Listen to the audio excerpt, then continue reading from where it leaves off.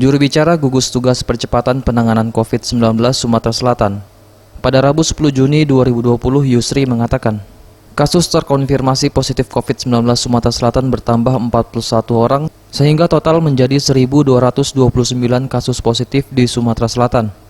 41 kasus baru tersebar di Palembang, Ogan Ilir, Oku, Lahat, Oku Timur, dan Musirawas.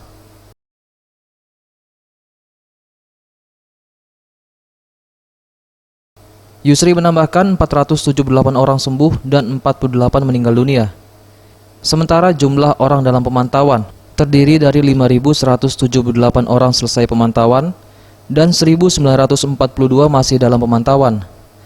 Kemudian pasien dalam pengawasan atau PDP berjumlah 720 orang.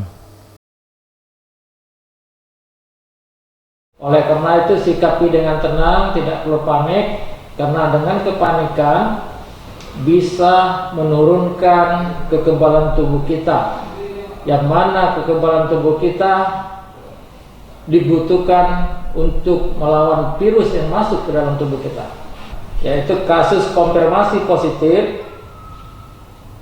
Pada hari ini Sumatera Selatan mendapatkan penambahan sebanyak 41 orang, dengan rincian Kota Palembang sebanyak 29 orang, Oku sebanyak 2 orang, Ogan Ilir 2 orang, Musirawas 6 orang, Banyuasin 3 orang, Oku Timur 2 orang, Lahat 3 orang.